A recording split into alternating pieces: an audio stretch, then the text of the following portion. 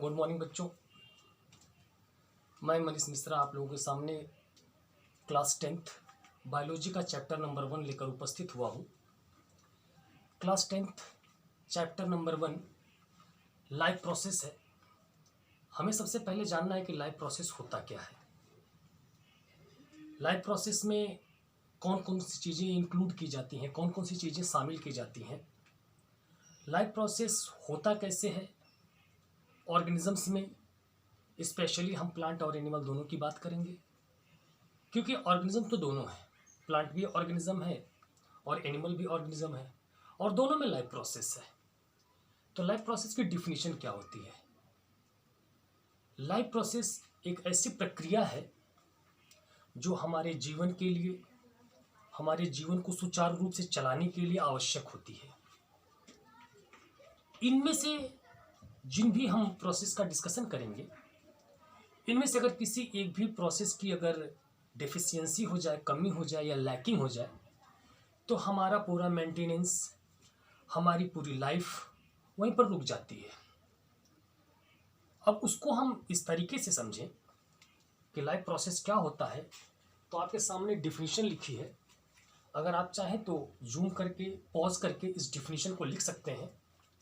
ध्यान देंगे अगर आप तो देखिए, all those process which together perform the keeping of life and maintenance of life job are called life process। यानी वह प्रक्रिया जो हमारे जीवन को सुचारू रूप से चलाने के लिए आवश्यक है। तो हमारे जीवन को सुचारू रूप से चलाने के लिए वो कौन कौन सी प्रक्रियाएं हैं जिनकी आवश्यकता पड़ती है। तो उसमें सबसे पहले नाम आता है न्यूट्रिशन का। ऑर्गेनिज्म चाहे प्लांट हो या एनिमल हो, हर को अपने लाइफ को सुचारू रूप से चलाने के लिए, कॉन्टिन्यूअस ग्रोथ के लिए कुछ न कुछ की जरूरत पड़ती है। तो वो होता है न्यूट्रिशन। न्यूट्रिशन क्या होता है। It is the life process that supplies the outside energy to the inside body through the food. यानी एक ऐसी एनर्जी जो हमें बाहर से मिलती है लेकिन हमारी बॉडी के लिए बहुत ही बेनिफिशियल होती है, और उस न्यूट्रिशन से हमारी बॉडी के अंदर ग्रोथ होता है।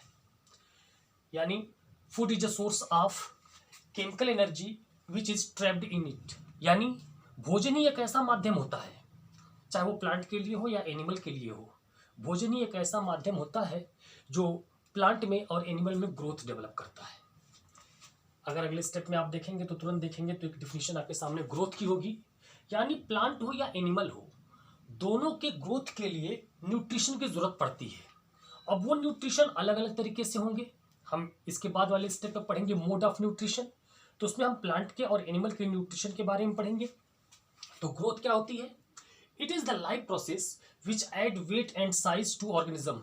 यानी किसी भी ऑर्गेनिजम्स का वेट और साइज जो इंक्रीज होता है वो न्यूट्रिएंट्स के ऊपर डिपेंड करता है, और जब वो ग्रोथ करेगा तो आप देख सकते हैं कि उनकी साइज में और उनके वेट में इंक्रीजिंग होती है। नेक्स्ट स्टेप हमारा आता है लाइफ प्रोसेस का, जिसका नाम है रिस्पिरेशन। रिस्पिरेशन क्या है। रिस्पिरेशन को आप अगर समझें बड़े इजी तरीके से तो ब्रेकडाउन ऑफ कार्बोहाइड्रेट होता है। यानी ग्लूकोज का टूटना, ग्लूकोज का टूटना ही क्या कहलाता है, रिस्पिरेशन कहलाता है। यानी आप कह सकते हैं ब्रेकडाउन ऑफ कार्बोहाइड्रेट। तो ब्रेकडाउन का मतलब क्या होता है, टूटना। किसका टूटना, ग्लूकोज का टूटना। और जब ग्लूकोज टूटेगा तो कार्बन डाइऑक्साइड और वाटर बनाएगा। तो जो कार्बन डाइऑक्साइड और वाटर बन रहा है वो प्लांट के लिए एक रॉ मटेरियल होता है, और वो प्लांट उस रॉ मटेरियल को यूटिलाइज करके फोटोसिंथेसिस के प्रोसेस को करते हैं। रिस्पिरेशन क्या होती है। It is the life process which involve the breakdown of larger molecule into smaller molecules for uniform release of energy at a cellular level. मतलब सेलुलर लेवल के बेस पर अगर बात की जाए तो जो लार्जर मॉलिक्यूल्स होते हैं, जो बड़े बड़े मॉलिक्यूल्स होते हैं, उनके छोटे मॉलिक्यूल्स में टूट जाना क्या कहलाता है, रिस्पिरेशन कहलाता है। तो लार्जर मॉलिक्यूल क्या था, ग्लूकोज था, कार्बोहाइड्रेट था। तो मैंने क्या कहा, ग्लूकोज को हम तोड़ेंगे। तो ग्लूकोज को जब हम तोड़ेंगे तो दो तरीके से तोड़ते हैं, एक तो एब्सेंसी ऑफ ऑक्सीजन, एक तो प्रेजेंसी ऑफ ऑक्सीजन। यानी एक में एब्सेंस होगा ऑक्सीजन और दूसरे में प्रेजेंस होगा ऑक्सीजन। अगर एब्सेंस होगा तो एथिल एल्कोहल बनेगा, और अगर प्रेजेंस होगा तो कार्बन डाइऑक्साइड और वाटर बनेगा। नेक्स्ट स्टेप हमारा होता है ट्रांसपोर्टेशन। ट्रांसपोर्टेशन का मतलब क्या होता है कि हमारी बॉडी में कोई ट्रांसपोर्टिंग मटेरियल होती है। एक ऐसा मटेरियल जो एक प्लेस से दूसरे प्लेस तक ट्रांसफर हो पाए, उसे हम ट्रांसपोर्टिंग मटेरियल कहते हैं। तो हमारी बॉडी के अंदर ट्रांसपोर्टेटरी या ट्रांसपोर्टेटेड फ्लूइड होता है जिसका नाम होता है ब्लड। ब्लड हमारी बॉडी में हर एक चीज़ को कैरी करने के लिए कैपेबल होता है। तो ध्यान दीजिए, it is the life process that transport material from one place to another place in the body. यानी हमारी बॉडी में एक जगह से दूसरी जगह तक मटेरियल को ट्रांसपोर्ट करने के लिए कुछ स्पेशल टाइप के ऑर्गन्स होते हैं। प्लांट में अलग होते हैं और ह्यूमन केस में अलग होते हैं। जैसे हम बात करें तो जाइलम और फ्लोएम प्लांट के लिए होते हैं, और हमारी बॉडी में ट्रांसपोर्टिंग मटेरियल होता है। बहुत सारे मटेरियल होते हैं, लेकिन ट्रांसपोर्टिंग ऑर्गन जो होता है हमारी बॉडी में, जो ट्रांसपोर्टेटरी फ्लूइड्स होता है, उसे हम ब्लड कहते हैं। लास्ट में आता है एक्सक्रीशन।